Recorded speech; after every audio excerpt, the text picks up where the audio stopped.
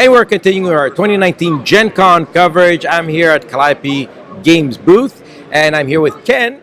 How are you, Ken? I'm delighted to be seeing you today. Yeah, same here. It's a great con. I mean, there's a lot of energy here, right? Yeah. Oh, yes, absolutely. And we've been having tremendous traffic. A lot of people loving the new titles we have to show them today. Matter of fact, this first one I have for you is already sold out. Already sold out. That's right. I was trying to get a review copy. Surpassed our expectations. That's awesome. Can you give us a quick overview? Certainly. This is one of our Titan series, ship-shaped by a little guy you might know named Rob Davio.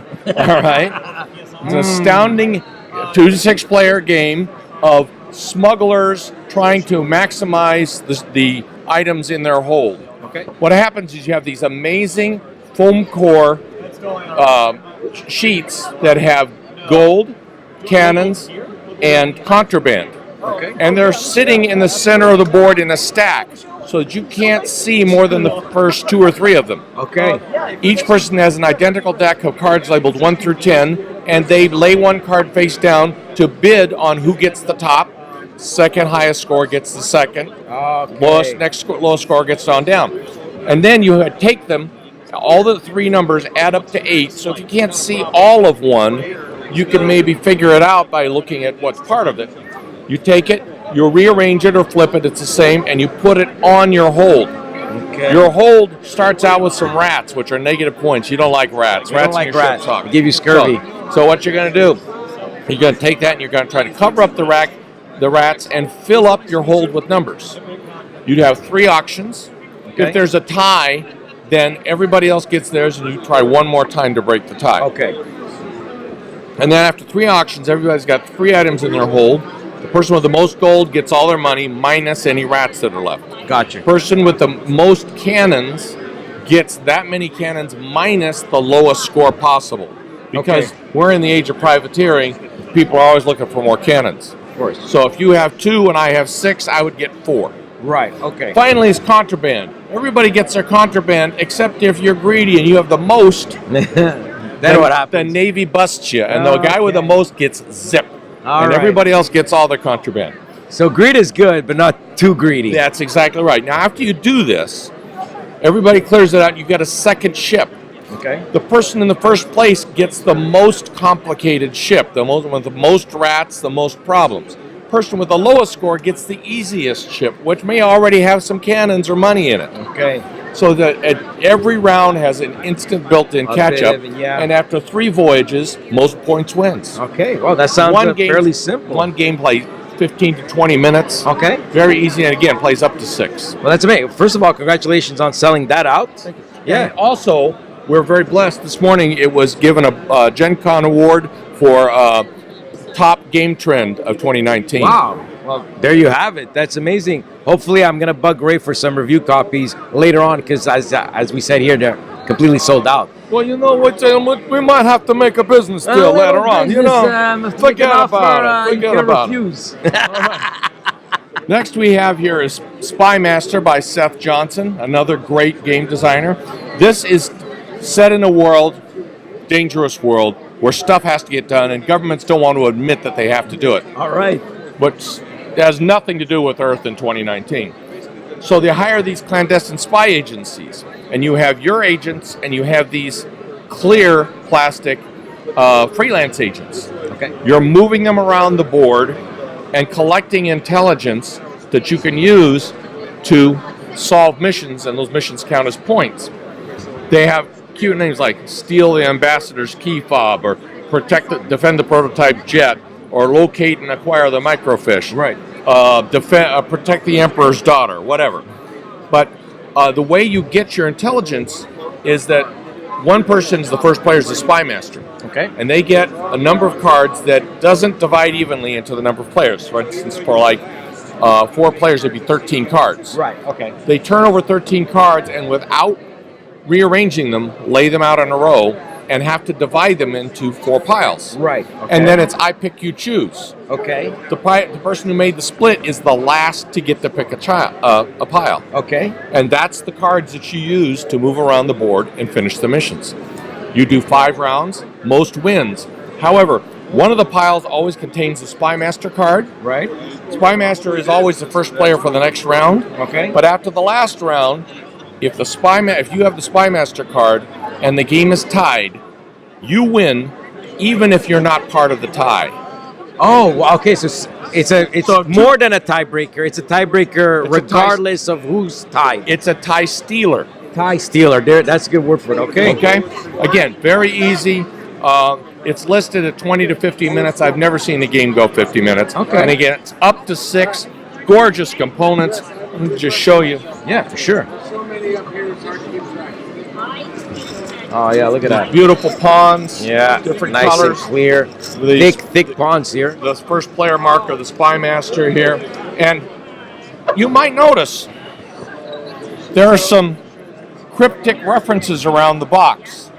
Some people have had rumors that may give hints as to some additional things in the box. Oh, However, okay. you are not cleared for that information, so I cannot confirm or deny any such rumors. I will have my Italian interrogation team work on Ken after the cameras are shut. You can't break me. I got 25 years in the Army. You do your worst. I got no fingernails left anyway. All right. Third game by a fantastic guy, Mike Mulvihill. Everybody loves a parade. This is our lightest of the 3 Titans this year. Everybody loves a parade.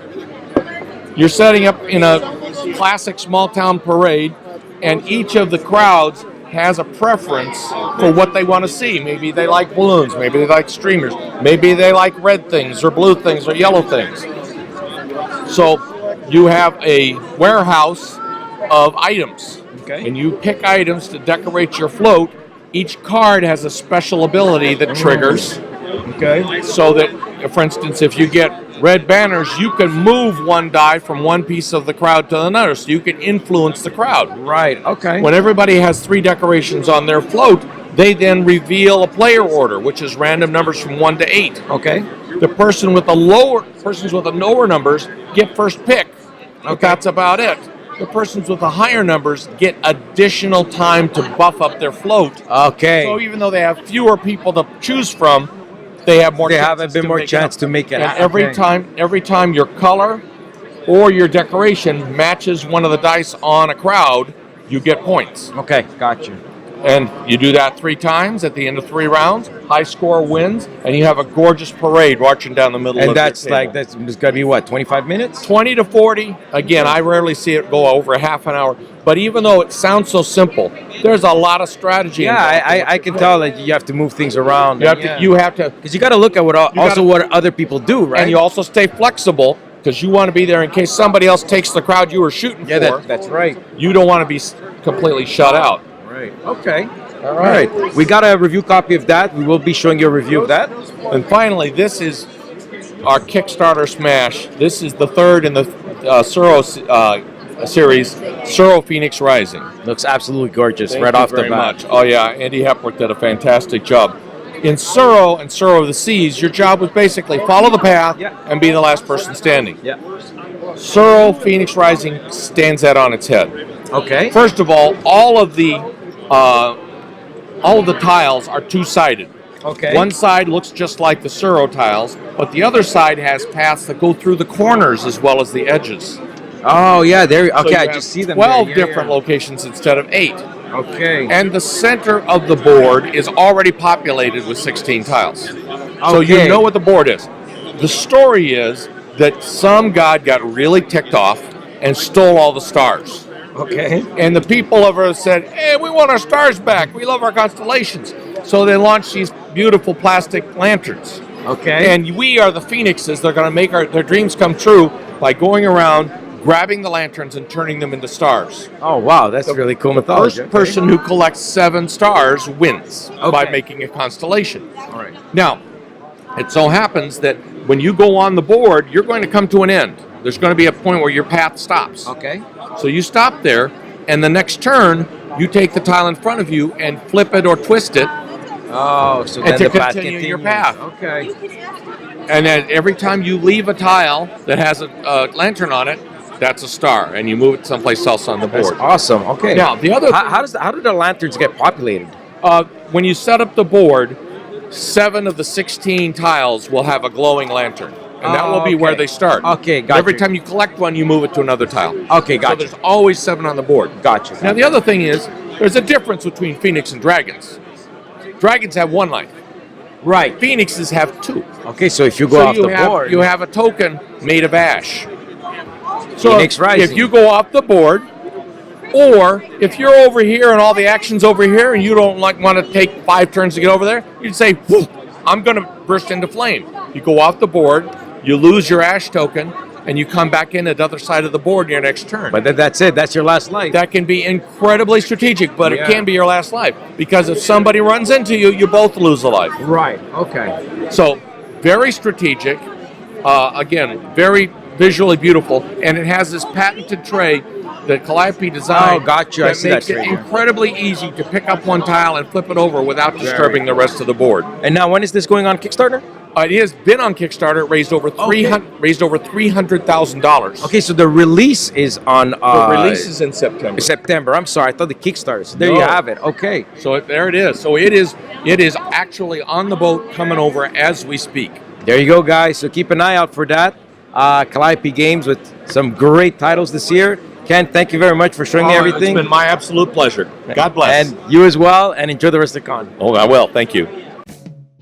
Subscribe now to our channel to stay in the loop. If you like our work, help us continue by sharing the channel to your gaming group. Thanks for watching and happy gaming.